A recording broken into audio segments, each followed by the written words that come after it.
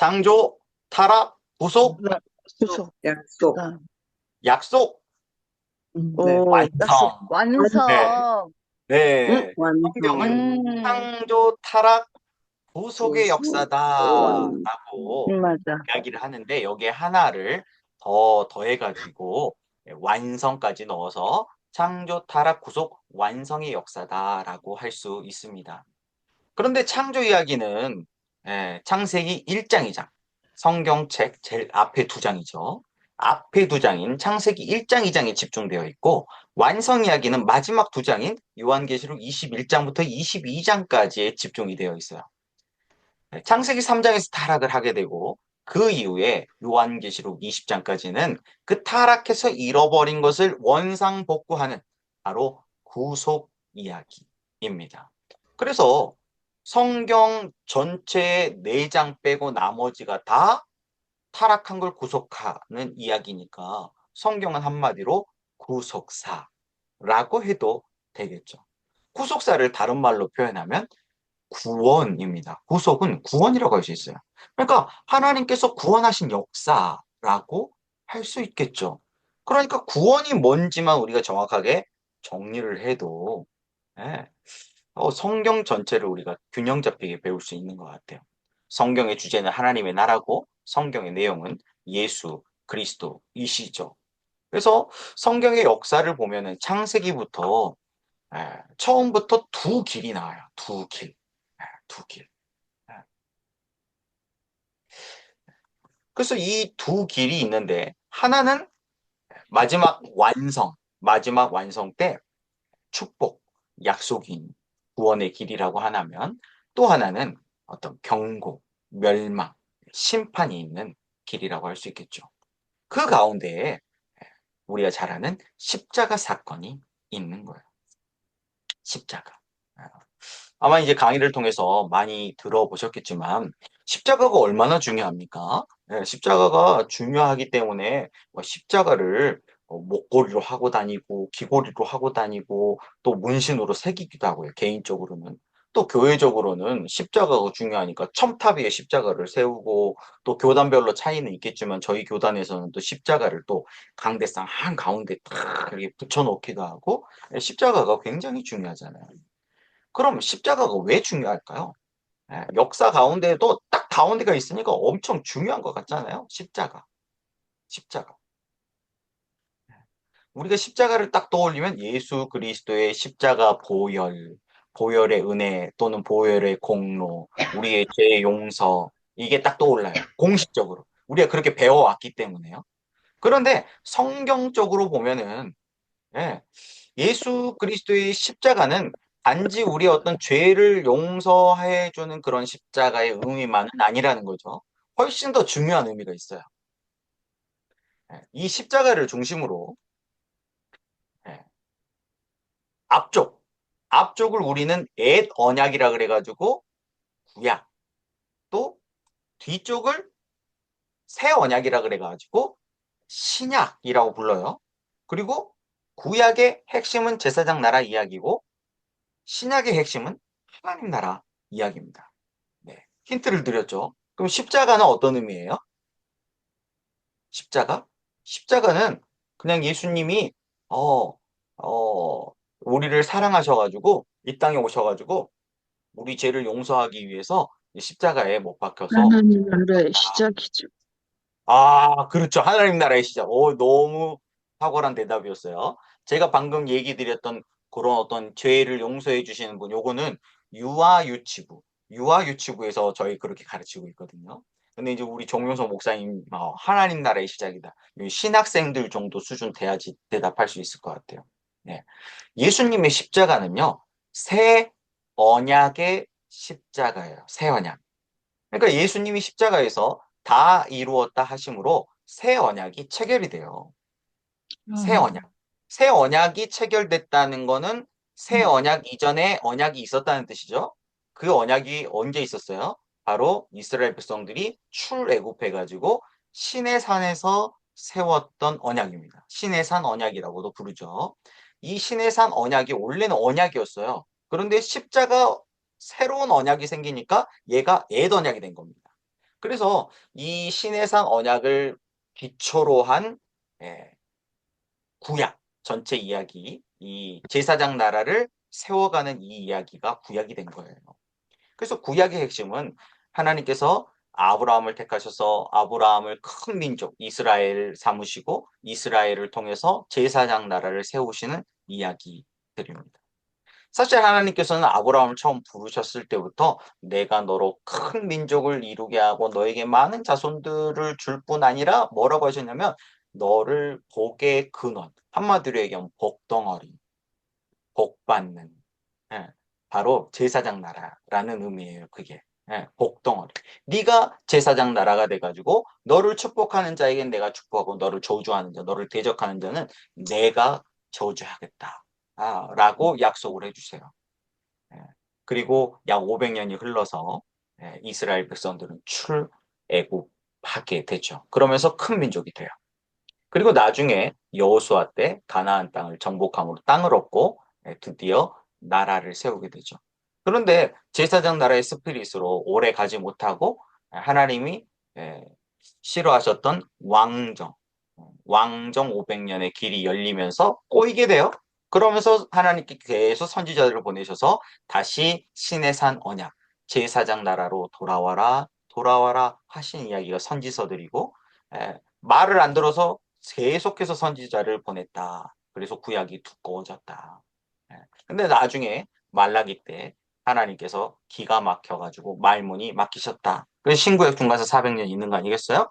그 400년 동안 하나님께서 말 안 듣는 이스라엘 말고 그래도 시키면 말 듣는 매가 무서운 줄 아는 헬라 제국과 로마 제국과 손을 잡고 이 헬라 제국 시켜가지고 세계 언어를 통일하고 로마 제국 시켜가지고 길 닦아 놓고 예수님이 오신 거죠. 그래서 예수님이 제자들을 부르시고 이 제자들이 그 언어를 가지고 또 그 세계 공용어였던 헬라어로 번역된 성경을 가지고 선교를 했고 로마가 닦아놓았던 그 길을 따라서 유명한 사도 바울이 복음을 전도했죠. 예. 그래서 예수님의 십자가 이 새 언약 이후를 우리는 하나님 나라라고 부르는 거. 하나님 나라의 시작이라는 표현은 너무 적절한 표현이죠.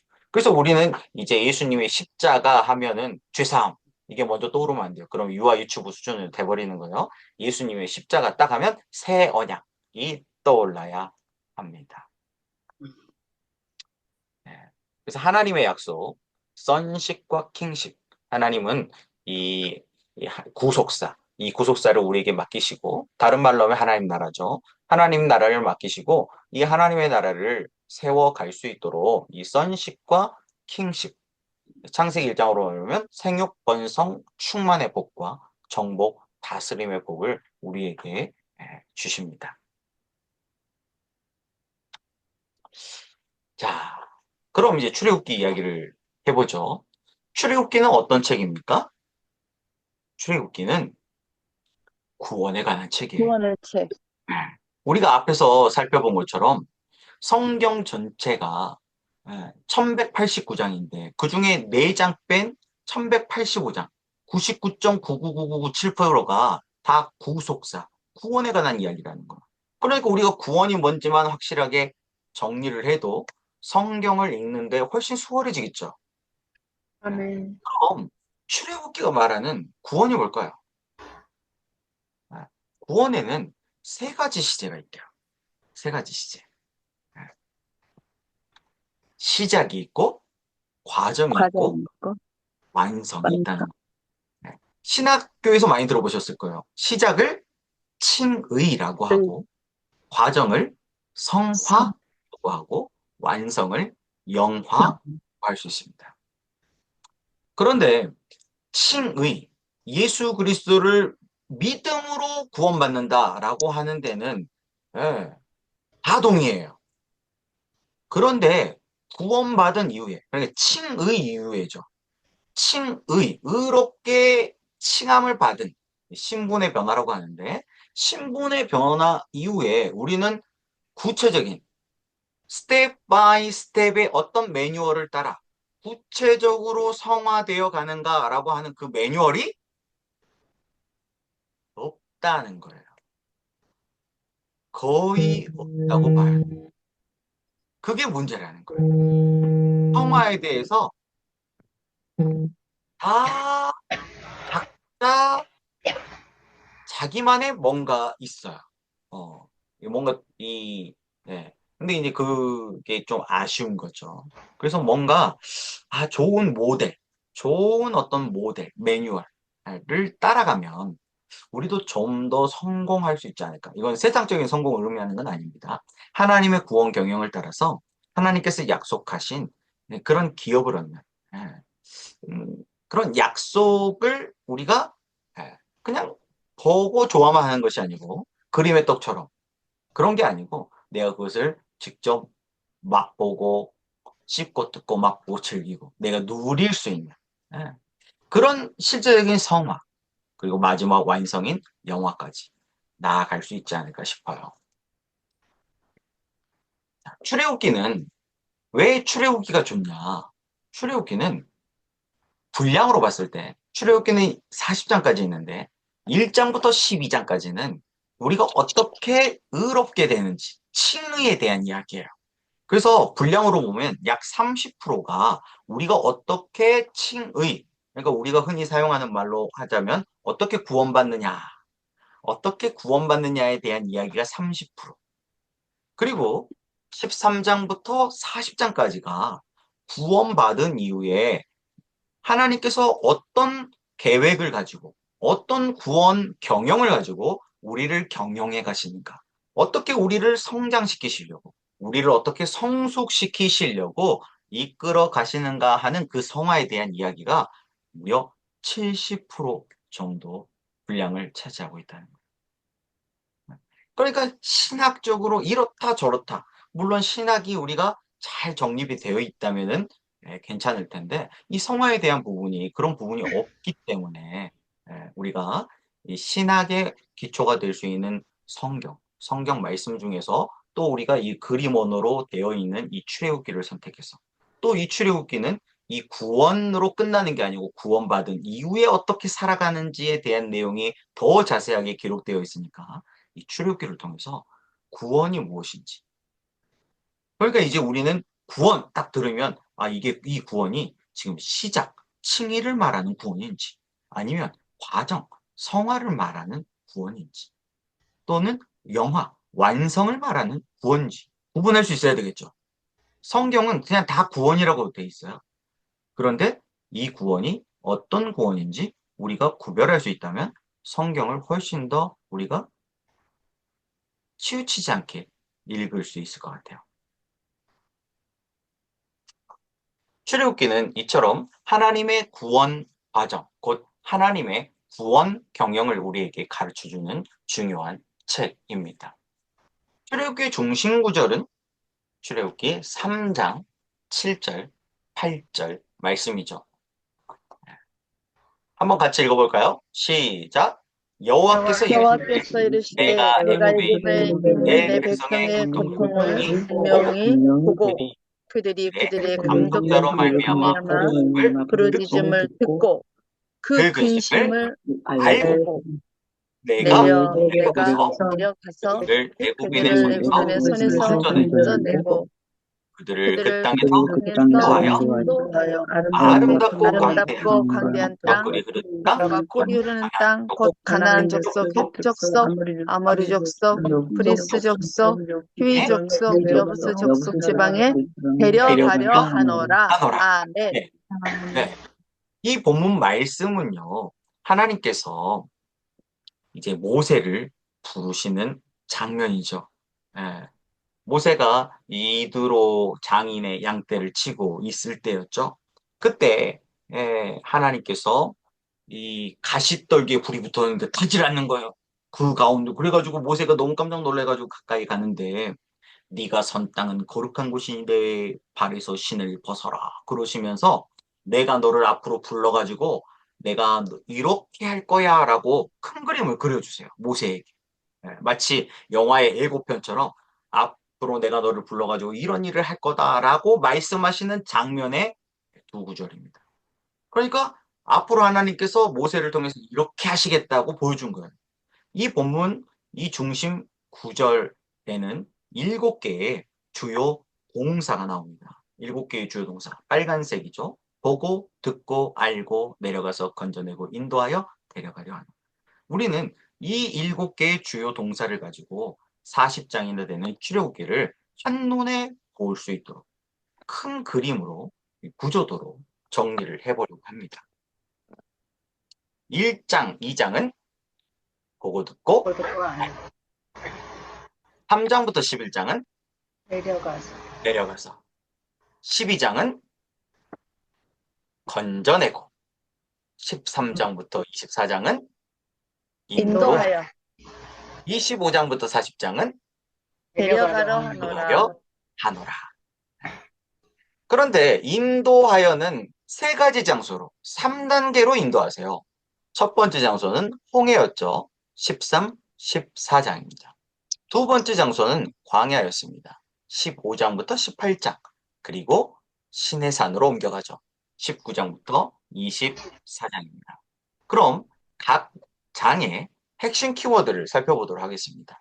1장, 2장 보고 듣고 알고의 핵심 키워드는 고난, 기도. 기도. 고난이 고난이 왔을 무릎 때 기도하고. 기도해야 되는 거예요. 그런데 일반적으로 고난이 오면 기도합니까? 원망불평합니까?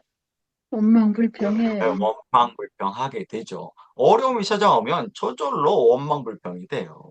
그래서 고난이 왔을 때 기도하기 위해서는 반드시 이것이 필요한데 그것이 무엇이냐? 틀림없이 무슨 뜻이 있겠지. 거야. 따라해 보시겠어요? 틀림없이 틀림없이 무슨 뜻이 있겠지? 무슨 뜻이 있겠지. 네, 이걸 구속사 지향적 사고라고 합니다. 이 구속사 지향적 사고, 이 구속사의 눈, 구속사의 안경을 가지고 있는 사람은 고난이 왔을 때 기도해요. 근데 이걸 날 때부터 타고난 사람은 없어요. 이건 훈련을 통해서 에, 갖춰지게 되는 거죠. 그래서 고난이 왔을 때 기도해야 되는데 이스라엘 백성들이 훈련되어 있지 않았기 때문에 고난이 왔을 때 기도하지 않았고 원망불평하면서 버틴 거예요. 이런 육비. 고난은 버티면 안 됩니다. 빨리 기도해야 돼요. 예, 버텼어요. 그러니까 고난이 점점점 세진 거죠. 그래서 나중에는 이스라엘이 삼중고를 겪게 됩니다. 남자들은 엄청난 중노동에 시달리게 되고 또 히브리 산파들을 매수를 해가지고 산의 아이들이 태어날 때 죽이도록 위협을 하죠. 그런데 산파들이 파라오를 무서워하기보다는 살아계신 하나님 더 두려워해가지고 이게 실패해요. 그래서 공권력을 투입합니다. 군대를 풀어가지고 히브리인 노예 산의 아이들을 잡아다가 나일강에 악어밥으로 던져버려요. 그런 자녀들이 죽는 엄청난 그런 고난 가운데 이스라엘 백성들은 더 이상 버티지 못하고 부르짖었다라고 기록하고 있습니다. 부르짖었다. 이 부르짖음이라고 하는 것이요. 마치 뭐 우리가 하나님께 막 무릎 꿇고 기도하듯이 주여! 주여! 이렇게 주여 삼창하고 기도하듯이 부르짖었다는 의미가 아니에요. 여기서 부르짖었다는 거는 라크라고 하는 단어를 사용했는데 못 살겠네, 죽겠네, 누가 있으면 살려줘, 뭐 이런 거. 하나님이 살아계시면 이럴 수 있나요? 뭐 이런 거를 포함한 그런 부르짖음이에요. 네. 그리고 사람이 기가 막히면 어때요? 뭔가 힘이 있어야 소리도 지르죠. 진짜 기가 막히면요. 소리도 안 나와요. 그걸 이제 신음한다 그러죠. 신음. 신음하듯이 부르짖는 것이 자악합니다. 네. 그러니까 그런 신음하는 작은 소리 있잖아요. 하나님 살려주세요. 하나님이 계시다면 제발 도와주세요. 하는 그런 신음소리 말이에요. 그런 작은 그런 부르짖음을 하나님이 은혜로 기도로 받아주세요. 그리고 억지로 기도를 짜내신 거죠. 억지로 기도를 짜내셔야 돼. 그래야 명분이 생기거든요. 하나님이 일하실 명분. 그래서 이 이스라엘 백성들이 기도할 때 하나님이 아브라함과 약속을 기억하셨다라고 성경은 표현하고 있어요. 하나님의 기억력이 안 좋아가지고 아브라함과 했던 이 약속을 잊어버리신 게 아니고 하나님은 이 아브라함의 약속대로 지금 이스라엘 백성들을 빨리 출애굽해가지고 적과 꿀이 흐르는 가나안 땅으로 인도하여 가고 싶은데 그러려면 누구의 동의가 필요한 거예요? 이스라엘 이스라엘 백성들의 백성들의 동의. 동의가. 그래, 그 동의가 뭐예요? 기도예요, 기도. 근데 기도를 안 하고 버티고 있는 거예요, 원망불평하면서. 답답할 노릇이죠. 그래서 하나님이 정신 차리게 하려고 말로 했는데 말이 아픈 줄 모르니까 고난을 주시는 거죠. 저도 자녀들을 키울 때 예, 예, 그렇게 했었던 것 같아요. 처음에는요, 말로 경고해요. 하지 마. 김창호 교수님이 어, 이거 하지 말라 그러더라고. 이거 방울뱀 소리 하지 말라고. 방울뱀 소리. 사랑하는 자녀들한테 톡 방울 투자해. 예, 방울뱀 소리를 내냐고. 예, 저희 집에도 방울뱀이 여러 마리 있어요. 그래 자녀들이 이렇게 막 싸우고 그러면은 하지 마. 그리고 이제 두 번째로 더 목소리가 커지죠. 하지 말라고. 그래도 말을 안 들어. 그럼 어떻게 해요? 이제 매 드는 거예요. 매 들어. 말로 했는데 못 알아먹으니까 매라고 하는 고통을 통해 가지고 알아먹게 하는 거죠. 하나님도 그러신 것 같아요. 말로 할 때 못 알아먹으니까 고난을 주시는 거예요. 그래도 우리가 또 고난이 오면은 빨리 우리는 버티지 말고 우리는 바로 무릎 꿇고 기도했으면 좋겠습니다. 우리가 그렇게 아멘. 고난했을 때 기도하니까 하나님이 일하기 시작해요.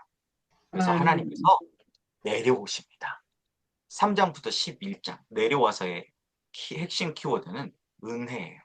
하나님께서 내려오셨다. 우리가 흔히 많이 사용하는 표현을 하면 하나님께서 내 기도에 응답해 주셨어. 응답하셨다. 이런 표현들이 신약적인 표현으로 카리스, 은혜라고 합니다. 은혜. 나를 만나 주셨다는 거죠. 그런데 하나님께서 직접 내려오시지 않아요. 왜냐하면 죄의 문제가 처리되지 않은 죄인이 거룩하신 하나님을 만나게 되면, 보게 되면, 그것은 축복이 아니고 오히려 저주가 될 수가 있어요. 심판을 받게 되니까 죽을 수가 있거든요. 예. 그래서 하나님께서 마치 눈높이 교육을 하듯이 눈높이를 낮추신 것 같아요. 그래서 하나님이 직접 오시지 않고 준비된 사람, 잘 훈련된 목자를 보내셔서 예, 예, 그 사람을 찾아가게 하신 거죠. 그래서 하나님께서 이스라엘 백성들이 고난 가운데 부르짖어 기도하자 하나님은 목자를 훈련시켜 준비하십니다. 그 사람이 누구예요? 바로 우리가 롤 모세. 모델로 정하고 따라갈 모세입니다. 모세. 그런데 이 모세가 보통 사람 아니고 센 사람이에요. 센 사람. 예, 고집이 센 사람. 잘난 사람. 잘났어요. 모세가 얼마나 잘났나요? 잘나고 똑똑한 사람. 예, 그런 사람들은요, 오래 걸려요, 오래 걸려. 고난이 세요, 고난이 세. 말을 안 들으니까. 말이 아픈 줄 모르니까. 여기에 센 사람들 계신가요? 우리는 보통 사람 됐으면 좋겠으면 보통 사람. 우리는 보통 사람. 예. 네. 보통 출애굽기로 말하면 광야 훈련이 보통 한 40년이에요. 40년. 근데 모세는 준비되는데 80년이 걸리잖아요. 그래도 모세는 80년 만에 했네요. 잔머리 좋은 사람도 있죠. 계산 빠르고 자기 이득 자기 거 챙기고 이런 사람들. 잔머리 잘 돌아가는 사람. JQ, 야곱 지수, 야곱 같은 사람. 야곱은요 파라오를 주님. 만났을 때 겁도 없이 파라오를 축복하면서 그렇게 얘기하죠. 내가 험악한 세월을 살았는데 조상의 연소에는 못 미쳐. 그런데 무려 130년이야. 이렇게 얘기해요. 그러니까 130년이라고 하는 험악한 세월을 살아요. 근데 나중에는 눈이 열려 깨닫게 되잖아요. 그러니까 야곱 같은 사람 변화되는데 130년 걸린단 말이죠. 와, 우리는 이런 죽었어, 일을 죽었어, 죽었어, 저기 되겠네. 주여. 우리는 몇 년 필요한가요? 130년 하실 분 계세요? 아니면 아브라함처럼 한 100년, 100년, 아니면 모세처럼 80년, 아니면 에레미야처럼 20년. 아니면 다니엘처럼 10대 안에 끝내버려. 음. 굳이 고난은 길 필요가 없잖아요. 그쵸? 버티지 말고 바로 엎드려서 기도하고 하나님이 사람 주시면 그 사람 옆에 탁 달라붙어가지고 붙어 생존 열심히 따라가가지고 그 사람은 쉽게 얘기하면은 독학하느라고 10년, 20년, 30년 걸렸을걸? 나는 그 사람 옆에 딱 달라붙어가지고 2년, 3년 안에 쏙쏙 빼먹는 거예요. 훨씬 빠르게 갈 수 있잖아요. 하나님은 그런 준비된 목자, 훈련된 사람을 통해서 은혜로 우리를 찾아오십니다. 그리고 그 음. 사람을 통해서 우리를 건져내주세요. 이스라엘 백성들은 그 바로의 압제하에서 탈출하는 거였죠. 그런 구원이고 개개인적으로 개인의 삶으로 말하면 어떤 개인의 기가 막힌 어떤 그런 문제들이 있을 거 아니에요. 그것이 어떤 환경의 문제일 수도 있고 사람과의 문제일 수도 있고 금전적인 문제일 수도 있고 건강상의 문제일 수도 있고 그런 상황 속에서 건져내어 주신다는 거죠. 그게 구원입니다. 그런데 이 구원은 구원의 시작이라는 의미죠. 구원의 시작. 그리고 이 구원은 반드시 뭐가 있어야 돼요? 어린 양의 이것이 하나님의 구원 경영, 구원 계획이었습니다. 하나님이 계획하신. 그래서 우리는 이 피로 언약을 맺는 거예요. 한국 사람들은 좀 뭔가 이 피도 어린 양의 피보다는 좀 더 좀 뭔가 좀 좋아 보이는 거. 그래서 막 사람들이 막 뱀피도 먹고 사슴피도 먹고 그랬잖아요. 그런 거. 닭피도 먹고. 그런 거. 그런 피는 안 되나요? 그런 피는 안 돼요. 왜냐하면 하나님께서 정하신 피가 아니거든요. 하나님이 계약하신 언약하신 계약서에 기록되어 있는 그 어린 양의 피가 필요합니다. 저 우리에게는 보라 세상 죄를 지고 가는 하나님의 어린 양이신 예수 그리스도의 십자가의 피, 보혈이 필요한 거죠. 아멘. 이 어린 양의 피로 이제 구원받았어요. 그럼 이제 구원받은 이후에 어떻게 살 것인가? 구원받은 이후에 다르게 살기로 결단한 사람들을 하나님께서는 어떻게 다르게 살아야 하는지 인도하십니다. 첫 번째가 홍해였어요. 하나님은 이 홍해 앞으로 이스라엘 백성들을 인도하셔서 세례 언약을 맺으십니다. 세례. 세례가 뭐죠? 세례는 맞습니다. 자기 부인, 자기 부인이 자기 결단. 이 자기 부인을 신약적인 표현으로 좀 바꾼다면 자기의예요. 자기의. 자기의를 꺾어야 된다. 예. 근데 자기의가 뭔지도 모르는데 어떻게 자기를 부인해요? 그래서 하나님께서는 자기를 부인한 사람들을 자기 부인할 수 있도록 자기의가 다 드러나도 자기의 못된 성깔, 성품, 못된 언어들, 막 그런 것이 다 드러나도록 거친 광야로 데리고 가세요. 그래서 그 거친 광야에서 훈련시키시는 거죠. 이 훈련하면 다 나옵니다. 다 나와요. 그래서 이 훈련 속에서 그것들이 드러나요. 그럴 때 뭐 하면 돼요? 바로 인정을 합니다. 바로 내가 그렇다 인정하라고 바로 엎드려요. 그러면서 나에게 포커싱 하는 것이 아니고 하나님께 포커싱하고 나이가 나의 주인이 되는 것이 아니고 나의 주권을 하나님께 드리는 로드십 훈련. 포커싱, 로드십 훈련이 끝나면 이제 광야에서 다음 단계인 신의 산으로 넘어가게 됩니다. 그래서 이 신의 산에서는 이제 하나님의 말씀대로 살겠다 결단한 광야 훈련이 끝난 사람들에게 하나님께서 하나님의 자기 계시를 통해서 말씀해 주시죠. 하나님의 자기 계시는 하나님의 사상, 가치, 기준, 원칙, 철학들을 담고 있어요. 쉽게 얘기하면 하나님이 뭘 좋아하시는지, 뭘 싫어하시는지에 대한 이야기입니다. 두 가지밖에 없어요. 축복과 저주. 둘 중에 하나를 선택하는 거죠. 네. 그래서 우리는 이 하나님의 말씀을 통해서 하나님의 말씀대로 살겠다고 결단을 해요. 그런데 하나님의 말씀대로 산다는 것이 쉬운가요? 쉽지가 않아요. 아직 습관이 되지 않아서. 아직 우리가 미성숙해서. 그래서 하나님은 그걸 너무나 잘 아시기 때문에 마지막 어디로 데려가세요? 성막으로 데려가십니다. 성막으로 데려가셔서 매일 교통, 매일 예배를 통해서 매일매일 하나님의 은혜를 공급받게 하시고 그 은혜로 우리를 성장시키세요. 그래서 미성숙했던 우리가 성장하게 되면 처음에는 어려운 것 같았는데 그 말씀의 원칙과 기준들, 그 철학들을 나도 모르게 내가 지키고 있는 것들을 발견하게 되는 거죠. 쉬운 예를 들자면 어린 갓난아이가 태어났는데 이 어린아이가 똥오줌을 못 가린다고 막 애를 막 혼내는 엄마, 할머니들은 없을 거예요. 그쵸? 예, 예.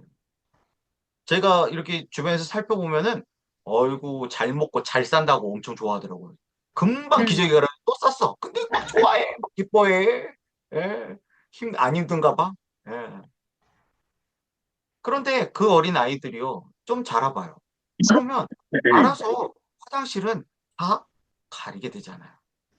그러니까 이거는 어떤 실력의 문제라기보다는 성숙의 문제인 것 같아요. 미성숙하냐, 성숙하냐. 그래서 아까 우리 십자가 이야기도 했는데 십자가가 은혜인 것은요. 십자가의 새 언약을 기준으로 그 앞은 그래서 하나님께서 했어, 안 했어. 했어, 안 했어라고 하는 율법, OX, 율법의 기준으로 우리를 판단하세요. 그러나 우리는 십자가의 언약으로 이제 신분이 변화돼요. 출애굽기로 말하면 출애굽기 12장에서 어린 양의 피로 우리가 구원받게 되는데 이때 하나님께서는 이스라엘 백성의 신분을 바꿔주시는데 그전에는 누구였어요? 노예였죠. 파라오. 애굽의 바로의 종들, 노예였단 말이에요. 그런데 하나님께서 그 이스라엘 백성들을 뭐라고 하시면 너희는 내 장자다. 그냥 아들도 아니고 장자라고 부르시고 너희는 나의 군대다라고 신분을 바꿔주십니다. 그런 음. 것처럼 우리도 예수 그리스도의 그 십자가의 은혜로 하나님의 자녀라고 하는 자격을 얻게 돼요. 이걸 신분의 변화인데 어떤 신분의 변화냐? 법적인 신분의 변화라고 합니다. 사도 바울은 이것을 양자 삼는 법을 통해서 설명하기도 했어요. 그러니까 법적으로 나는 어제까지 종이었는데 오늘 주인이 나를 양자 삼는다고 호적에 나를 올린 거예요. 그런데 나는 여전히 종의 습관이 남아 있어. 그리고 종처럼 살고 있어요. 주인집이지만. 예. 그러니까 뭔가 출애굽기 12장에 이 어린 양의 피로 구원받았다고 하는 것이 어 극적인 어떤 환경의 변화는 없을 수 있다는 의미죠. 그래서 좀 헛갈리는 거예요. 어. 아, 구원받았다. 참 은혜롭고 좋은데 그거 환경은 별로 바뀐 것이 없는 거죠. 예. 음. 이제 그 환경을 바꾸는 건 구원받은 이후에 동해와 광야와 시내산을 통과하면서 훈련받고 그것들이 바뀌기 시작하죠. 그리고 이제 출애굽기 40장의 훈련이 다 마쳐지면 출애굽기 40장 이후에 왕같은 제사장으로 출애굽기 다음에 민수기, 신명기, 여호수아 말씀 있잖아요. 사실 민수기는 없었어야 돼요. 출애굽기 공부를 제대로 하고 레위기 공부를 제대로 했으면 민수기는 없었을 텐데 헛갈려 가지고 민수기가 있죠. 그래서 민수기 끝나고 제수강 하느라고 신명기가 있어요. 그럼 민수기, 신명기 빼면 여호수아거든요. 그러니까 이 출애굽기 40장 훈련 마치면 하나님께서는 이제 이스라엘 백성들을 데리고 어디로 들어가시는 거예요? 약속의 땅. 젖과 꿀이 흐르는 땅. 아름답고 광대한 땅으로 가시는 거예요. 그 땅을 정복하러. 예. 그러니까 우리도 마찬가지겠죠. 예. 그래서 이 훈련을 마치게 되면 이제 우리는 왕 같은 제사장으로 쓰임 받게 된다는 거죠.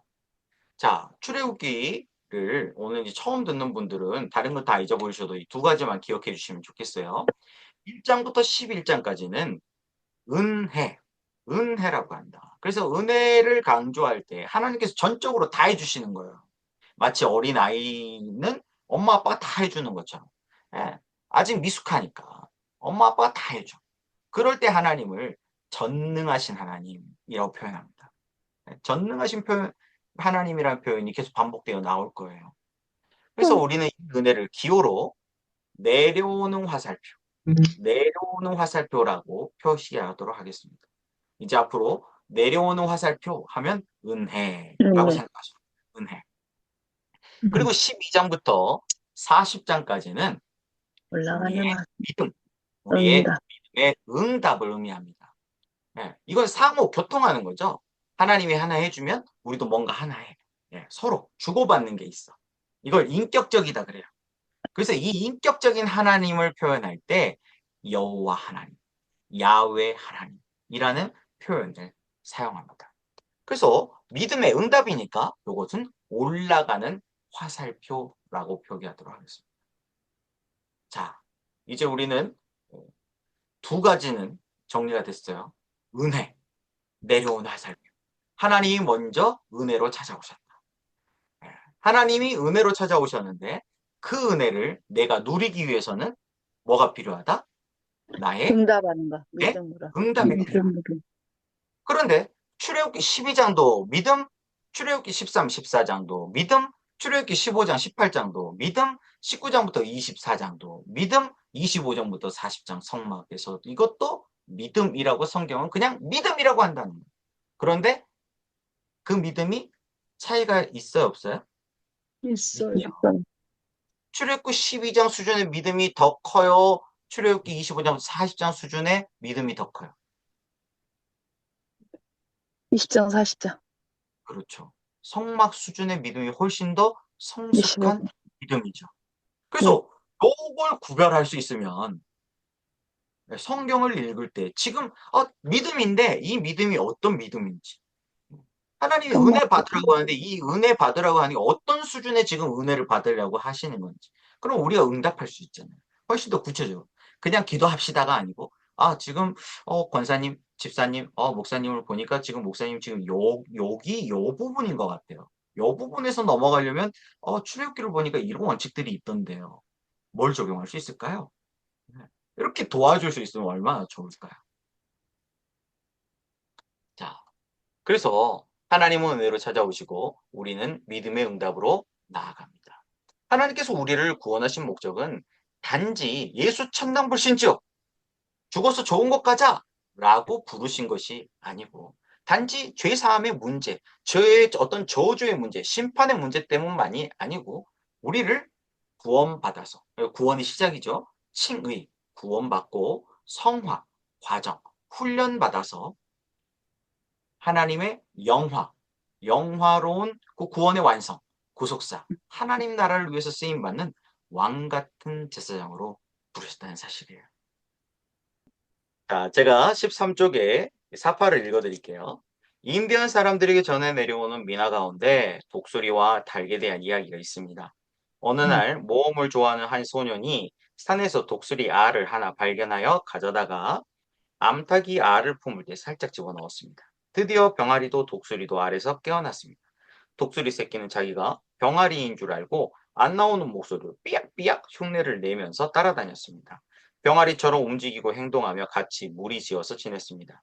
그런데 어느 날 큰 독수리 한 마리가 창공 위에서 날개를 펴고 날아가는 모습을 병아리들과 같이 보게 됩니다. 병아리들이 다 입을 벌리고 야 멋있다 합니다. 어린 독수리도 입을 벌리면서 야 멋있다. 나도 저렇게 날 수 있다면 얼마나 좋을까 했습니다. 어느 날 독수리가 어느 정도 크니까 어깨에 힘이 옵니다. 날개를 쭉 펴고 힘을 줬더니 사뿐하게 올라갑니다. 병아리들하고 같이 있을 때는 닭장에 갇혀서 삐약삐약 하면서 오이나 쪼던 그런 연약한 존재로 생각을 했는데 어느 날 어깨에 힘을 주었더니 하늘을 향해 창공을 향해 몽비할 수 있는 날짐승의 제왕 독수리라는 사실을 깨닫게 됩니다. 우리가 예수를 믿기 전에는 자연인으로 살았습니다. 삐약삐약 하면서 모이나 쪼아 먹고 주변에 있는 작은 이익거리를 위해 양심도 파는 그런 삶을 살았습니다. 닭장에 갇혀 있다가 어느 여름 복날에 삼계탕집에 팔려가고 치킨센터의 통구이가 되는 그런 존재였습니다. 헐값의 인생을 살았던 존재들입니다. 그러나 복음을 알고 예수님을 만난 이후에 우리가 날개를 펴고 우리가 어깨에 힘을 주면 우리 인생은 달라집니다. 우리는 우와. 병아리가 아니고 닭장 속에 갇혀서 주인이 주는 모이나 쪼아먹는 그런 연약한 존재가 아니라 하늘을 향해서 옹비하는 제왕들입니다. 내가 누구인지를 아는 게 중요합니다. 나는 독수리다. 나는 독수리다. 나는 왕 같은 제사장이다. 크게 소리질러야 합니다. 이제 우리는 예수님 만나기 전에 옛 사람처럼 살면 안 됩니다. 십자가를 통해서 그리스도 안에서 새 사람이 되었습니다. 하나님은 내게 새 씨, 새 형상을 주셨습니다. 우리를 아들이라고 불러주셨습니다. 영접하는 자, 그 이름을 믿는 자들에게는 하나님의 자녀가 되는 권세를 주셨으니 라고 말씀합니다. 아들됨의 권세를 주셨습니다. 종자가 다릅니다. 신분이 다릅니다. 독수리처럼 살아야 합니다. 독수리처럼 말하고 독수리처럼 행동하는 것이 중요합니다. 자신의 새로운 모습을 가로막는 여러 가지 장애 요소들이 있습니다. 새로운 나로 살아가는 일에 장애가 되는 어떤 부정적인 사고도 거절해야 합니다.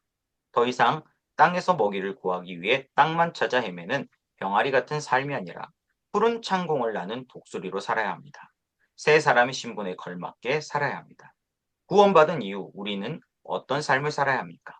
은혜로, 은총으로 받은 이 구원의 감격에 대하여 어떻게 응답해야 합니까? 감동과 흥분만으로는 안 됩니다. 구체적인 계획과 경영이 있어야 합니다. 우리는 이제 출애굽기 말씀을 통하여 모세가 이끌었던 출애굽 공동체, 광야 교회가 어떤 방향과 목표를 가지고 하나님의 이끄심을 경험했는지 공부할 것입니다. 이 공부를 통하여 하나님의 구원 경영의 목적과 꿈을 알게 될 것입니다. 구원받은 하나님의 백성들의 크고 영광스러운 삶이 무엇인지를 알게 될 것입니다.